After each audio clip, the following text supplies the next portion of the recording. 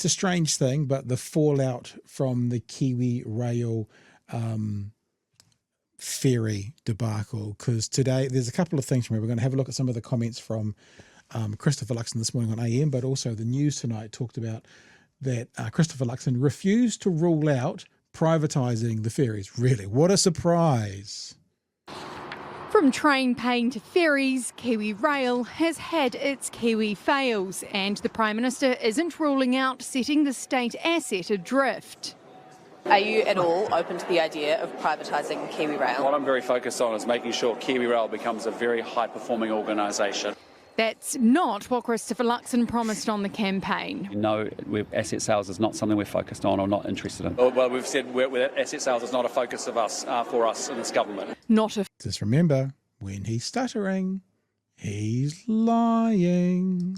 Focus isn't a rule out. Coalition partner ACT wants Kiwi Rail retailed. I think there's a serious question about should the government own a ferry company or a train company or put more of its capital into schools and hospitals or roads that we desperately need. I don't see any program and policy ever announced at this point. Say again? Is it either or? We can only do one and not the other. Right. Yes. Small Fair. little New Zealand can't handle more than one task at a time. We're so small and we're so stupid. We're just going to sell it all off to someone from overseas.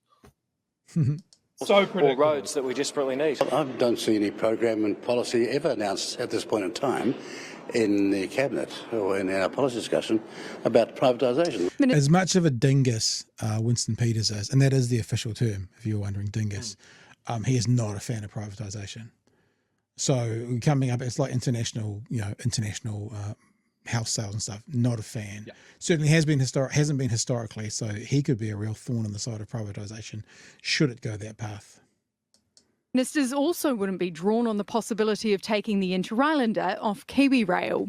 We've got no current plans to do that, but we're working our way through the whole question of how you replace the ferries, and we're starting that discussion. What you don't do have to is you get in a time machine and you go back 6 months and you carry on with what was promised. We could have had. I was just thinking today, too. Imagine if it's 2026, right? And you're sitting on the same old tired ferries. And then it's 2028 and you're on the same old tired ferries. And it's 2034 and you're on the same old tired ferries and you're going, we could have had new ferries 8 years ago. World leading, fit for purpose, amazing ferries 8 years ago if that bald blue guy hadn't got involved. You know? Shocking. If you don't have a time machine, take a commercial flight to Korea and go, hello, hi, me again. Yeah. I'm a big, stupid fuckhead. And I need to do whatever degrading debasement I need to do to get our deal back. Please and thank you. All right. Discussion. So you could, in theory, sort of outsource the Inter-Islander service? Oh. Is that on the table? Hello. Well, anything is possible. That was a bit of a harsh zoom, wasn't it? So you're going to sell off the Inter-Islander operations? Advice coming, no decision to be made. Thank you. In the wake of the Aotearoa's grounding, the government's refusing to say whether the penalty fees for breaking the old contract is more than the estimated $551 million for 2 new ferries. They are commercial conversations. It's important that they are handled by commercial organisations negotiating those contracts. Will it be cheaper and quicker than the one you can?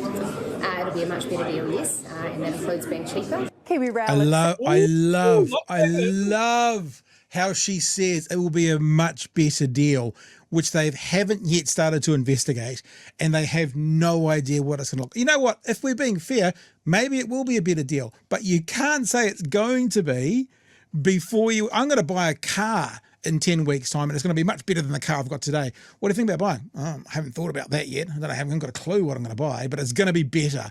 Fucking hell, man. I tell you what, I do not have more belief that we're going to get some rusted out fucking shitbox that's been plying the coast, the skeleton coast of Africa, smells of old bananas and monkey piss.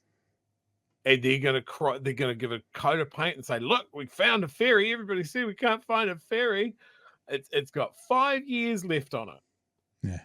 But it's cheaper. good Lord. Always cheaper. Itself is also coming under fire for its recent hiring of global management consultants McKinsey & Company to do a strategic review.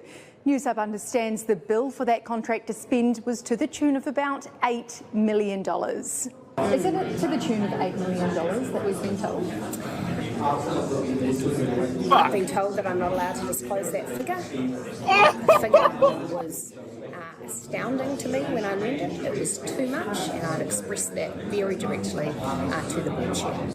A week after she expressed her concern, the board chair stood down early. So the others are going to could be losing their jobs as well. That could be the case, yes. Kiwi Rail's decks could be cleared further. It's amazing that she would even say that could be the case. Now you think about, TVNZ just lost a case in employment law because of the way they made people redundant. Speaking in front of cameras, there's no privilege there. She's not in the house. Speaking in front of cameras about they could be losing their jobs as well. I just kind of go, should this end up being an employment issue? And speaking like this in front of cameras, it just says again, Chewy, that phrase you love so much that they don't really know what they're doing. And it's just showing it once again. That question that was asked in her reaction is one step down from screaming and turning into a cloud of bats. I have never seen someone shit their pantsuit so hard live on camera that Nicola Willis did when she was asked that question and realizes that her brain left her no way out. That was a lot of words trying to deny the fact that she was, with her whole body and soul, saying, yes, that's correct, we're fucked. I want to play you some of the breakfast show, AM show, I should say, this morning. Basically, Lloyd and our hairless leader did a dance, went around and around and around and around, didn't get anywhere. And so I figure, Lloyd's about to be out of this job. He just went, fuck it, I'll just ask him. Is 300 million the amount that it's going to cost to terminate that Hyundai deal? 300 million? Again, not getting into that, Lloyd, because in fairness, but that this needs to is be done as a taxpayer commercial money. negotiation. I know, but this is taxpayer Yeah, money. fully get it. Yep. And this is your doing. You and cancelled it. $3.2 billion. Is it 300 million bucks? Yeah. Yeah, I'll just say to you, Lloyd, I'm really pleased that we did cancel it, because when you've got good money going after a bad project, that's not great. And the braver call is to actually call time on it and say, I'm sorry, we're not spending $3.2 billion with massive infrastructure investments in the ports of Wellington. Because the last thing you'd want is massive infrastructure upgrades and stuff, wouldn't you? I mean, that'd be the last thing you want, like making better ports and stuff that are fit for purpose and that are going to be protected against earthquakes. That's the last thing you'd want to do. What? I mean, I watch Alone and they just build their own jetties out of bamboo poles, and that's about all they need to do, Chewy.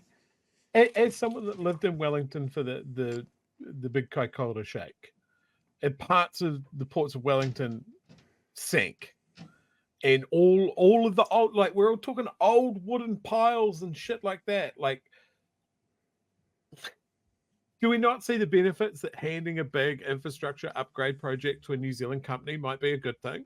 Yeah. Do we not see the benefit of doing 50 to 100-year infrastructure build to two locations that are prone to earthquakes and are a vital transport link might have benefits outside of their just raw upfront costs? Do we not see that project will never, ever, ever be as cheap as it was at that moment of time? Yeah. And then on top of that, you are adding the fact that we are paying a company taxpayer money to give us nothing in return. And they'll keep on going, oh, it's sunk cost fallacy, sunk cost fallacy. None of this would have been a sunk cost. It's not a question of us going with the highest bidder or us getting ripped off. It's shit that needs to happen. I'm just reminded of the big hubbub around Kying order and this current government going on and on and on and on and on about $10 billion more worth of debt. But never once did they say that built the asset bank for New Zealand by $25 billion, right? Because, there was $10 billion worth of houses being built that are valued at $25 billion. So when they continually talk about the spend, they've never talked about what asset would that give us. If they have to spend billions of dollars or whatever it is on these wharfs or on this infrastructure, what are they then worth? Are they worth double that?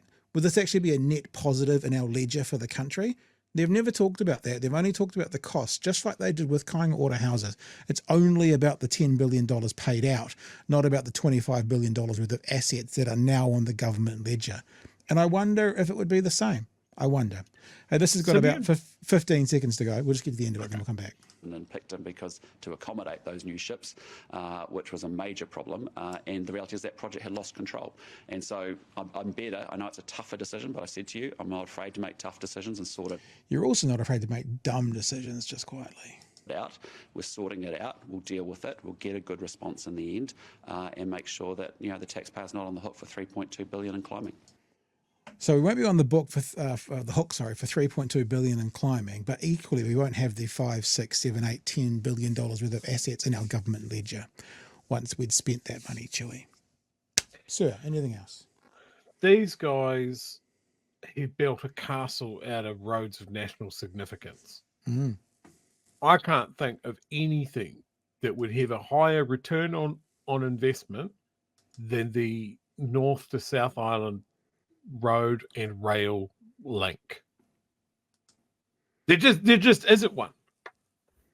But these guys, let's just remember, these guys are still investigating whether to build a 4-kilometre long tunnel underneath Wellington is a viable strategy. And they're paying people thousands of dollars per day to sit on their thumbs and go, oh, I don't know if this is a good idea. Maybe we can ask Elon Musk to come in and do a hyper. It's just stupidity that these guys will throw out these huge numbers because big numbers scary. Yeah. And not tell us what that could have bought. I have read screeds of information about IREX. There is nothing in there that leaps out at me going, that doesn't seem like a good spend of money. We are going to do the usual thing that National do. We're going to think small. We're going to think short term, and we're going to think cheap at the expense of everything else. Yeah. They do it time and time again. They'll chip away at the capability. They'll chip away at the lifespan.